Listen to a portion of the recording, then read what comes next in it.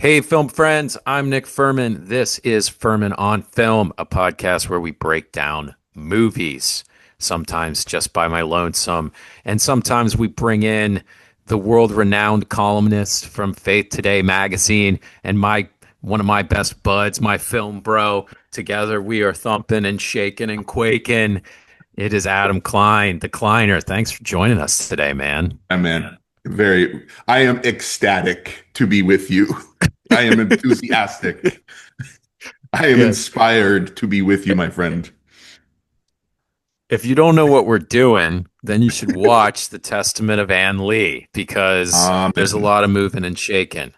Yeah. So, we're just today we're ready to put this movie on the map. It's just two guys who hunger and thirst for true righteousness. This is Mona Fastfold's The Testament of Anne Lee.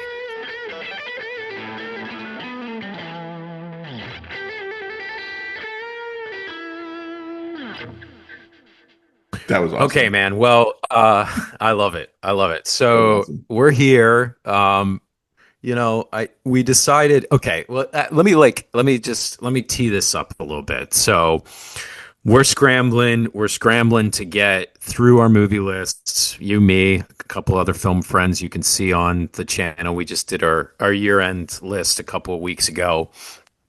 We're scrambling to get things watched, right? Or in your case, rewatched. And I'm scrambling to get stuff watched. Same with Scotty. And I'm getting through everything. I'm finding stuff sometimes through nefarious means. I'm getting to the theater. I'm watching things on streaming. And the Testament of Anne Lee, I'm hearing how amazing this Amanda Seyfried performance is. Mona Fastvold is directing. She's taken the chair now. She's are they married? I think they're married, right? Yeah, She's yeah. with Brady Corbet, who did The Brutalist. Now they've kind of swapped roles. He's directing. So there's all this intrigue. I can't find this friggin' movie anywhere. We can't see it. So we get to the day of recording, and Connor's the only one who's seen the movie. So he presents it. It went, spoiler alert, it went pretty high on his list. And we're all just like sort of listening with bated breath, but we couldn't see it. Well, now in the States, this movie is on Hulu. It's released finally. It grabbed some major distribution way too late in the game. Was woefully snubbed by the Academy and a lot of other people, which we'll talk about. And I watched it, and then here I am. I was like, I gotta have this conversation now. We gotta talk this out. Me and Kleiner gotta make this magic happen. So I brought you back, man. We're here. We can give testament to one Mother Ann Lee. So yeah, man. What are your Man, opening thoughts? that's great. I love That's that the so much. salvo. I love that. I just wish on this day of recording, you have seen it, and I know you rated it highly. Jason Yep. Tripp has seen it, and he rated it highly. I think the only loser in the bunch, as usual, is Scott, Oh yeah. because he has not seen it yet. But because I was hoping to proclaim to the world that all of you agreed with me that it deserves to be in the top 10 or at least top 15. Because I know Jason agreed, Yeah. like he said, he would have put it in his number 6 spot. You can reveal later Yeah. where you think you would have ranked it. But I still Yep. stand firm in my faithful conviction that all four of us would have had it in our top 10, if not top 15s. It was my number 3. And I've had the chance since the recording of our best of. I've had the chance to rewatch it twice, and it's only been confirmed as my number 3, the best film of third best film of 2025. Yeah, I love this movie, Yeah. and yeah, and as you summarized, like it had a very strange release journey. There were some awards bodies that gave it a little bit of recognition, most notably like Amanda Seyfried, like they gave her like Golden Globes and some critical, maybe New York critics or something like that bodies recognized her performance. But yeah, sadly the Academy overlooked it. I mean, they overlooked it, but it's the fact that just it was sort of late in the game. Anyways, we don't need to examine the marketing strategy. It was just very strange Yeah. because Disney, 20th Century Fox, Searchlight, whatever they're called, they did release it wide. They released it in like Yeah. at least 1,500 theaters, maybe 2,000, but the marketing's like they released it, but they didn't match it with the marketing. And so Right. people didn't go. So it was in theaters for a very short time, very sadly. And so yeah, just not a lot of audience got to the theater. And even when it came to, the awards campaigns, they tried their darndest, but again, it was sort of just falling beneath people's attention, which is tragic. But thankfully now we are at the place where it's been released digitally. You can own it, you can rent it, and if you have Disney or Hulu, you can watch it. And so I just actually on my TV, I just have it running on loop just to boost the streaming numbers. I just have it repeated because I really want people to see this movie, and because it's just Sounds like such what I do a with my channel. yeah, that's right, Yeah. just running it on loop. Yeah. Yeah, I Yeah. just really want people to see this movie, with the caveat, with the disclaimer that it's not an easy watch. Like it is, at times graphic and certainly disturbing. But again, it's just such a unique, rare, historical account, that is Hmm. creatively, in a singularity of creativity presented, in a way like we've never seen any movies. Yeah. So, yeah. I mean, yeah, you nailed it, dude. It's, I don't know. Like they say the expression, like you've never seen anything like this. I've never seen this movie before or whatever, right? Yeah. And it's a little cliched, but this one is very sui generis. Like it's its own entity for better or worse. It's going for it. So I guess real briefly for people are like, what the hell are you talking about? Like, what is this movie actually about? It's about a real life woman named Anne Lee, who was the founding leader of the Shaker movement, which was kind of an offshoot of the Quakers, right, in England. Similarities Um, certainly showed, yeah, similarities, yeah. yeah, yeah. And they were known for this. They were known for this sort of like these histrionics during worship. They would shake, they would move, and so this became, as we'll talk about, this incredible conduit for amazing choreography and dance in this movie. So this, anyway, I'm getting ahead of myself. So she's the founding leader of the Shaker movement. Basically, the idea is that whereas Jesus was a male, there needed to be a female counterpart, and Anne Lee ends up sort of taking on this mantle, and it depicts her establishment of their group and the Shakers worship through song and dance. It's based on real events. And I listened. Did you listen to the Ennio Mona Fast Forward's interviews? Mm. The director. Yeah, it's been a while, but I did, yeah.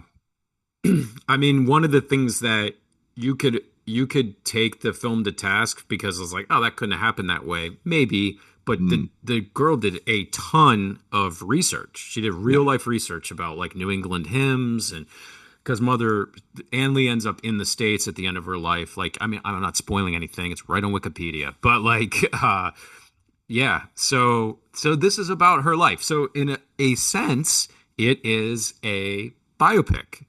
Hmm. Uh, but in a much stronger sense, it's a Shaker musical. Like that's Yeah. what this is. And I guess maybe that is the thing that didn't sell sexy on the brand label. I don't know, but Yeah.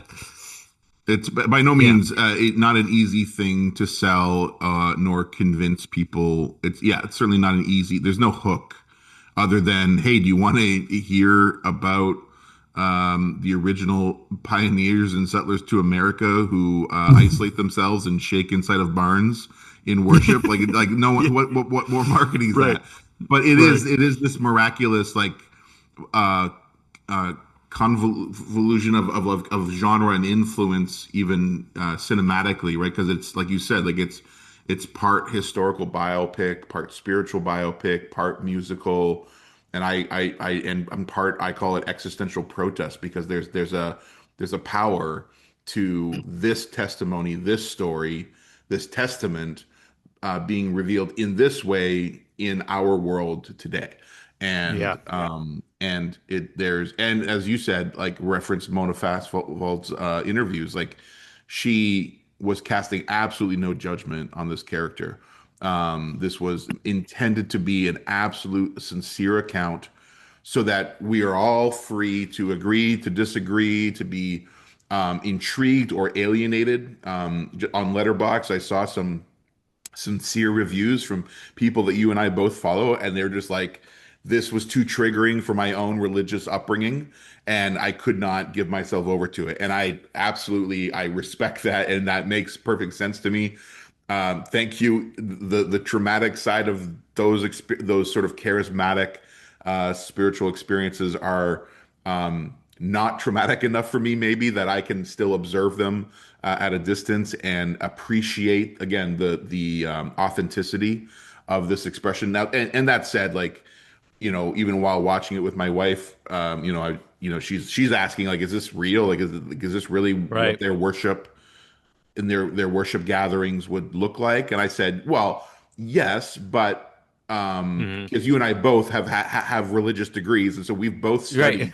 studied this era of history, this era of ecclesiology and church development and theology. We've both have been deeply immersed in the history of this, and so I said, yeah, it certainly is authentic and accurate to a point. They've taken Mona Festival has taken creative liberty on the level of choreography, right? They certainly it was meant to be spontaneous worship in the Right. Shaker settings, Quaker settings, charismatic settings. It was meant to be spontaneous, and so they've added a level of creative choreography for the sake of cinema, and it's beautiful. Yeah, no, nailed it. Yeah, man. I'm really glad you took the conversation kind of the two big ways I wanted to take it, which is to say, to me, the greatest, well, okay, let me I'm trying to think of which one I want to, because they kind of tie in with each other. The first is that I was at first almost triggered by this film, Yeah, and then by the end I was like insanely moved by it. yeah, And the evolution of that uh, came from kind of exactly what you're saying, which is that you know I'm trying to think of how to say what I want to say.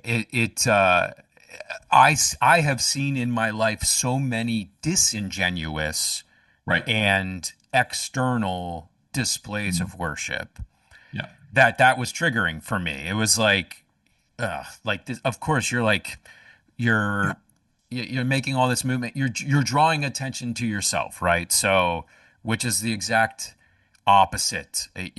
I mean, yeah, we're not going to preach up in here, but like Jesus said, don't let your right hand see your hands see what the other are doing. Like let's yeah, keep this kind of private uh, and authentic. And so I saw all the inauthenticity of this outward stuff at first triggered yes, me. But then what you said to me, the greatest strength of this movie, dude, is there is not one lick, 1 ounce of judgment about who yeah, they're presenting. It's a genuine portrait of a faith-filled person moving in the world.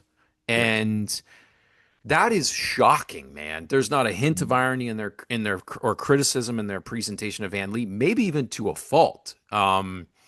And Yeah, I think that's just insanely commendable in an industry which often only talks about faith or the pursuit of higher things in deeply like ironic terms, like something like saved yeah, or downright just blasts it off the page as like there's no it's presented often in Hollywood as like there's no way this could be authentic, right? right, And so again, you're left to decide, is this yeah, person real or not. It's not it's not a it's not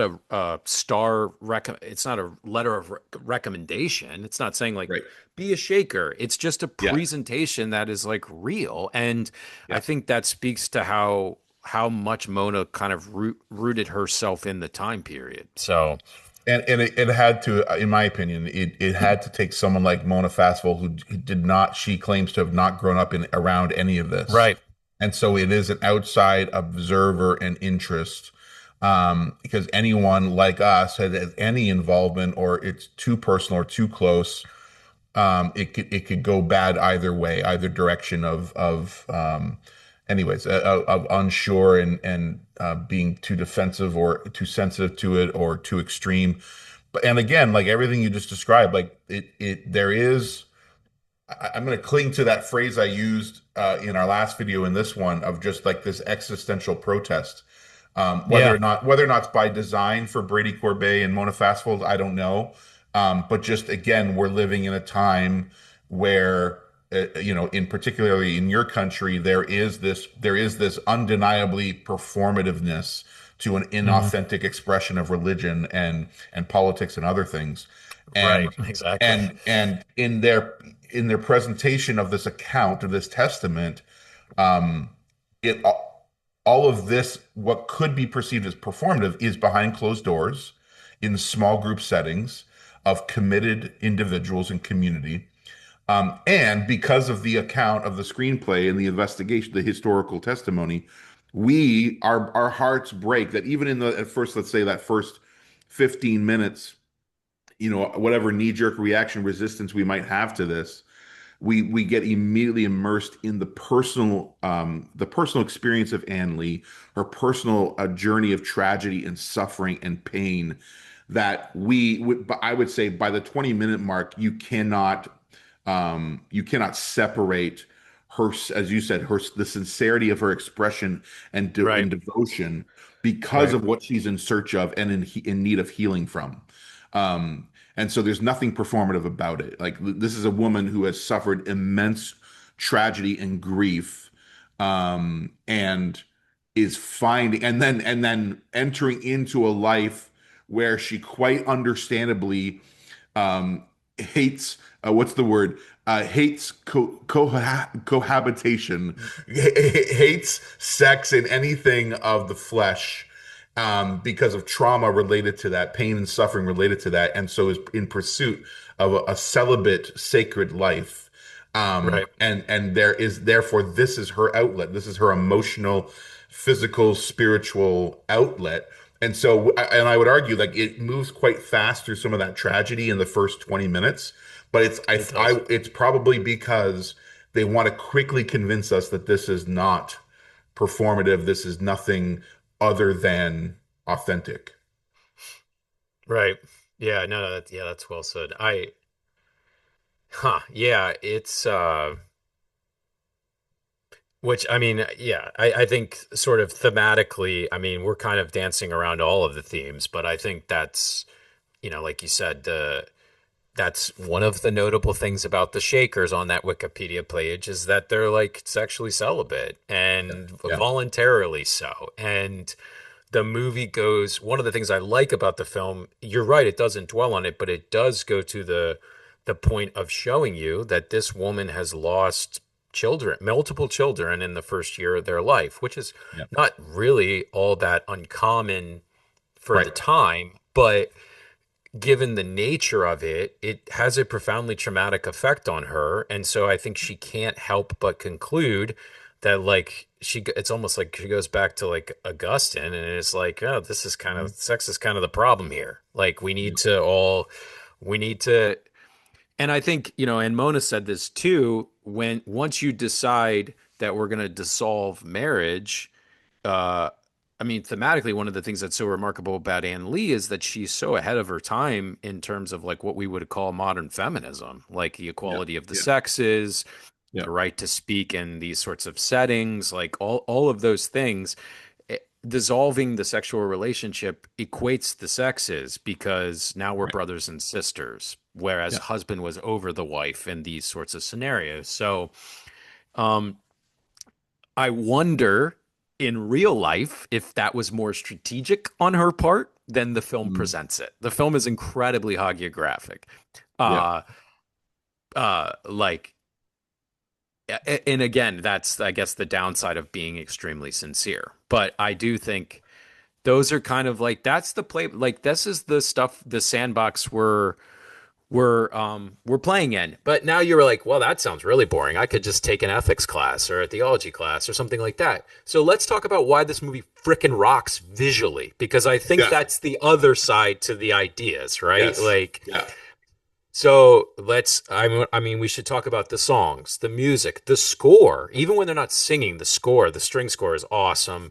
Yeah. And of course, the visual choreography. So give me like a launch point on some of those from your Well, and let me, perspective. before I get too deep into that, let me also just say thematically that, yeah, everything we've described so far, thematically, is historical, theological, and Right. pain and suffering. So let me just be clear that in this 2 hour, 10 minute, whatever, however long it is, over 2 hours, there is levity. And a big part of that Oh, is true. the Yeah. visuals and the music. But I just want, for anyone who's still watching that wants to be convinced of this, there are very funny, sardonic moments, which is, maybe even like it stops it from being too earnest, right? Because Right. first of all, the celibacy journey, the marriage journey. I mean, Yeah. my beloved boy, Christopher Abbott. Oh my word, I have loved this actor who's probably, I think he's our age. I have Yeah. loved him since the beginning. I love everything he does. I'm so excited anytime Right. he's in a film. Most people still don't know who Christopher Abbott is, sadly, but I'm so excited when he shows up in a film. And he just has this incredible gift of playing an absolute dirtbag. Uh, playing a total selfish.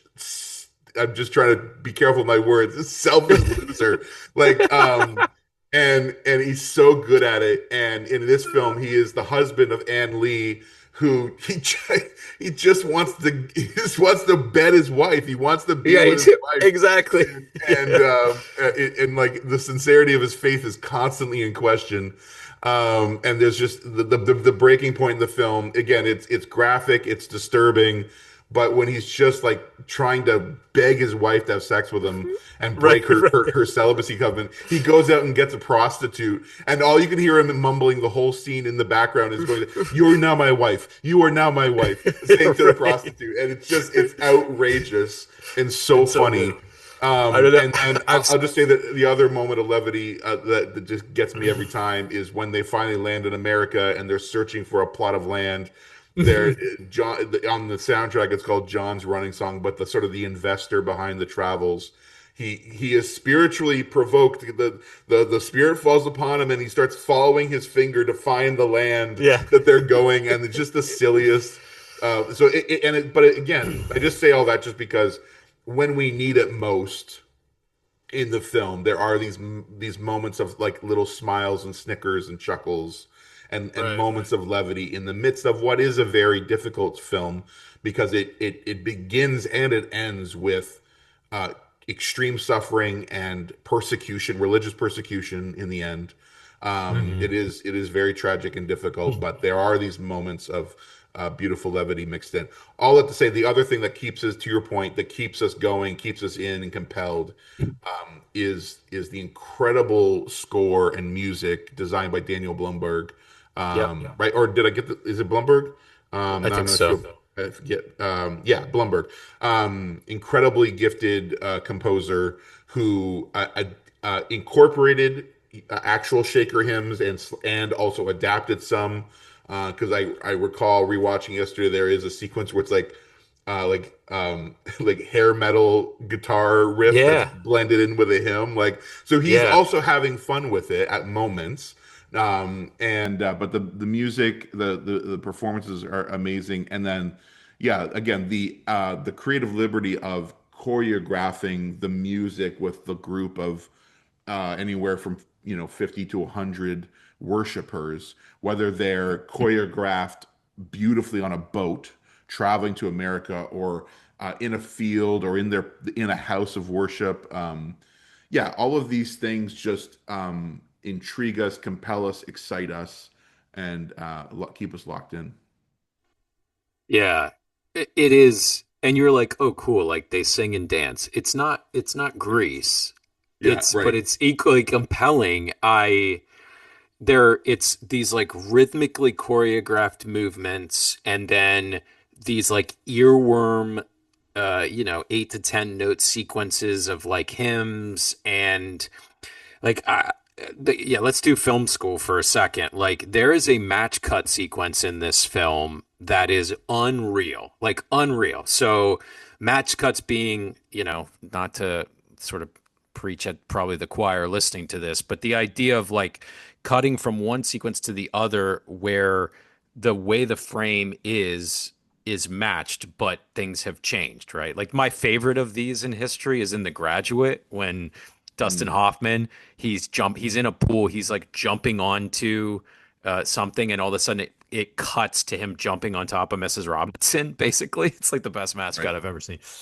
There's a match cut sequence, like I don't know if I can find it, I'll try and put it in the video, but where it's like she's moving, Ann Lee and Thomasin McKenzie, who's also incredible in this movie, Yeah. is moving and they're dancing and it's cutting to like different clothes, different seasons, different days, and it's all these same like rhythmic movements with all these cuts. It's unreal You're visually. referring Like to the boat on the boat sequence? yes, on the Yeah, sequence, yeah, yeah. it's insanely good, So man. Like it every is human in the frame is doing a choreographed rhythmic prayer dance, yeah. but then the seasons on the and it's always in the same place on the boat, Exactly. but it's also this beautiful like time lapse and narrative jump where Yes. they're showing us through like the 6 months on the boat or more, whatever it was, and Right. it cuts through all the different seasons and time, and it's incredible work. Yeah, like it's just so good. So if you're, I don't know, like I read, like one of our favorite critics was like, why would you keep putting people in these movies that can't sing? That's not my read at all. Everybody that's in this movie can sing. It's Seyfried's awesome. Seyfried's awesome. Um, I think there is and an accuracy though to it because to that yes, criticism there are again it's congregational, it's not performative, agree. it's right, it's Exactly. This is not congregational singing, Hillsongs. it's not performative, it's not a Right. Broadway show, it's again in closed spaces where yeah some of the I particularly I think of the male singers both that John Running sequence, the older investor guy, and we Yes. haven't we've shouted out Mackenzie, Thomasin McKenzie, who's incredible. We both love her since she's been a young actress. But we haven't shouted out Lewis Pullman, and Lewis Yeah, Lewis Pullman's Pullman. incredible in this film It's as so well good. as as Ann Lee's brother, and both him and the older guy investor, their voice is just a little bit off, Agreed. They're not perfect. Yeah. a little bit pitchy, but again, it's to me, it's the accuracy of it, right? It's Yeah. not meant to be a performative thing. Yeah, I agree. Pullman, I like every time I see Lewis Pullman, I'm just like, look a little bit more like your dad. Like really, it's just like it's like Bill Pullman, like 30 years later. But he is so good. I mean, the performances are genuinely just really good. But that those are the things I would say are so yeah. I think you're starting to get it right. There's some ideas nested here. There's some big stuff going on. There's some great choreography and dance stuff. And it's not the kind of musical where it's like there's we can't have dialogue, so let's sing our way through the dialogue. There's genuine dialogue too, and then they Yeah. just burst into these spontaneous songs, but they fit because it's in this sort of context to worship. So I think we nailed all of those. We talked about the performances; those are great. Do you have anything else before we just like lightly touch on some cons, or do you have Yeah, no, anything no. I'm I was going to go there. Like before we land the plane and wrap this up. I will confess that it is my number three favorite film of last year. I know it will endure and remain. And again, the soundtrack itself is already lodged itself in my brain and my heart. yeah. But all three times I've watched it, I have not granted it a five-star masterpiece category or rating. And it's a very minor critique, but I do have a small reservation, which is I think every time I watch it, the film is broken up into four acts that are there's what do you call it, like there's the text on screen that to name the chapter or whatever it is. It's just after we begin the third one when they're just building their set they're settling on their property and building their house of worship, and oh man, the beloved character actor who's a pastor and minister in a neighboring community. Oh, right. Yeah, What's his name? Is it Tim Blake Um, Nelson? yes, Timberlake Nelson. Yeah, It's sadly when he shows up, there's a bit of stretch of time where it starts to waver. The narrative starts to wane a little bit. It's a little bit repetitive. So all that to say is that every time I've watched it, that's where I feel it, where there's a little bit of a agree. drag, and I think it honestly, it just there's 10 minutes of the movie we could take out. I Yeah, think agreed. that's really my only critique is that I think it's 10 minutes too long because every time I've watched it, there's just a little in that third act because the conclusion, the ending is Yeah. powerful and incredible and moving and disturbing. But just before we get there, there's just a little bit of drag, a little bit of repetitiveness, and I think there's about 10 minutes that be taken out. But again, it doesn't erase any of the grandeur of it all. No, that's well said because I think that uh yeah, that's one thing I'm saying like it some I think some songs slap a little more than others. But Sure. that speaks to what you're Yeah. saying like about the groundedness of like not having yeah, you said Broadway. I'd say for those in the church crowd like Hillsong or whatever, like it's not yeah, it's not overly that. But I think what I think the issue with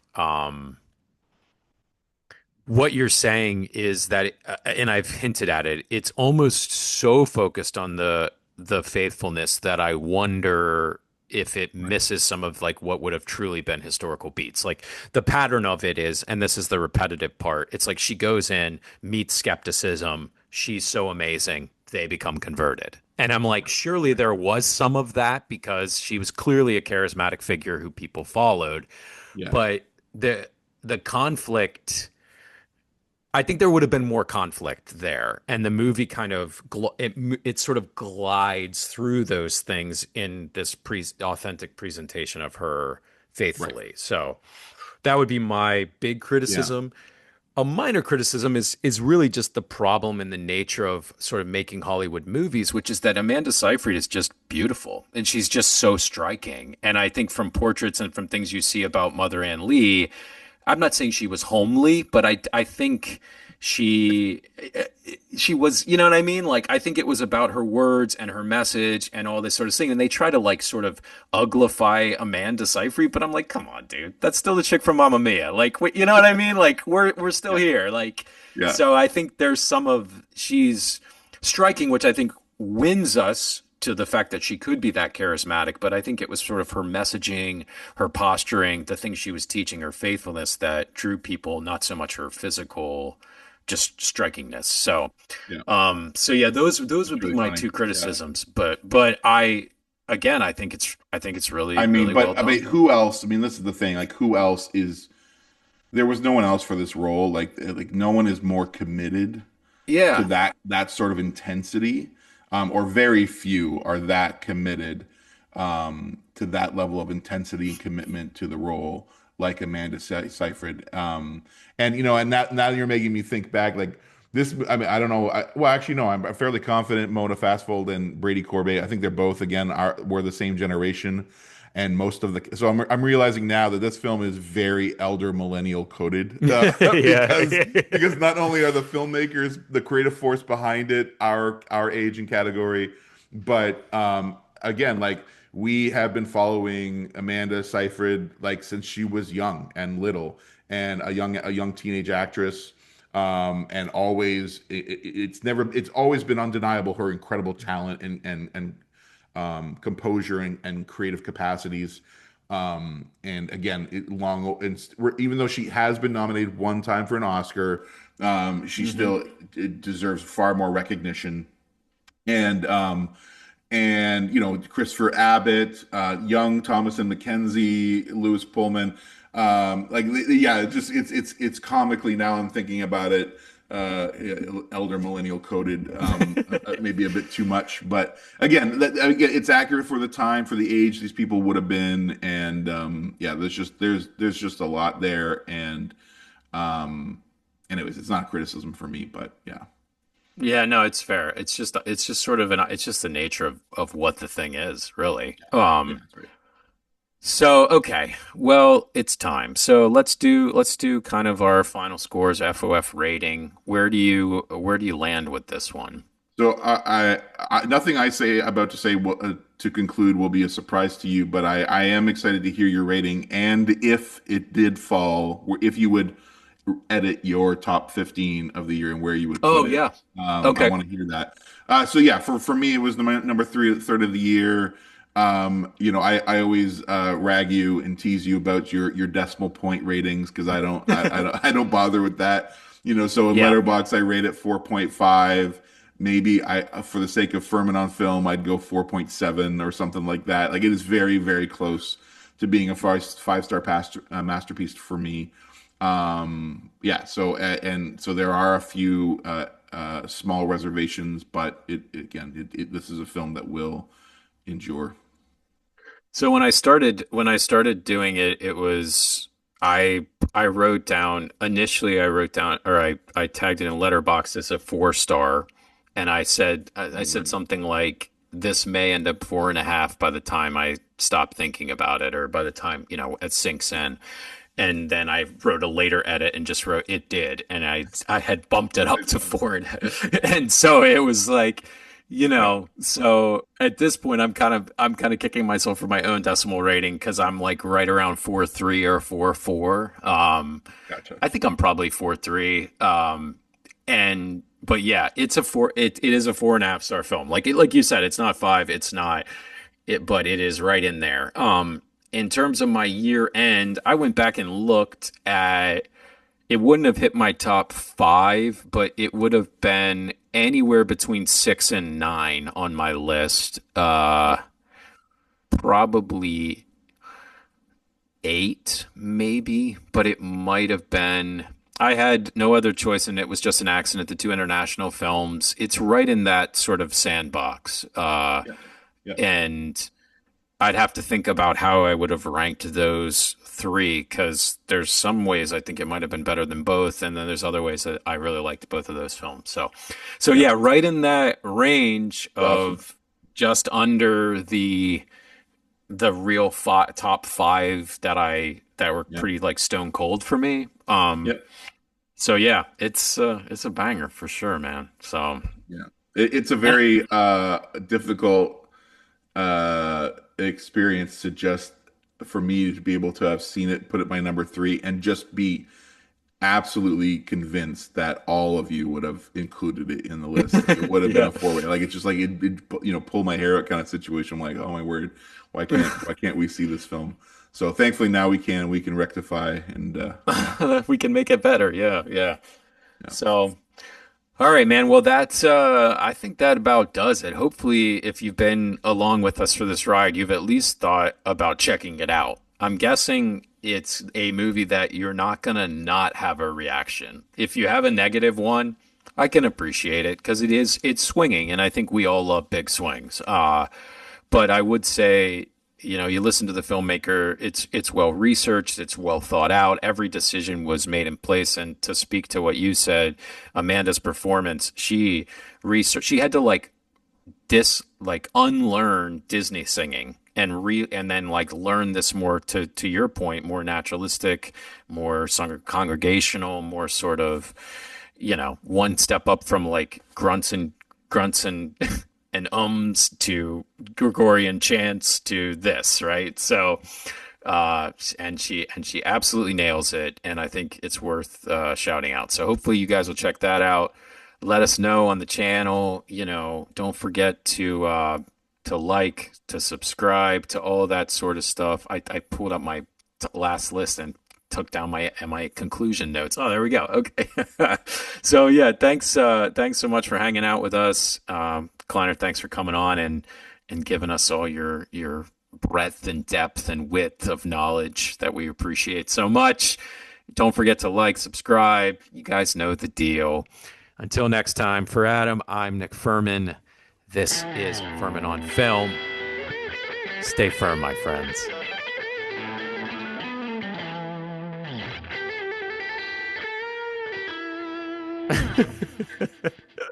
Love it. We did it. Love Yeah, it. we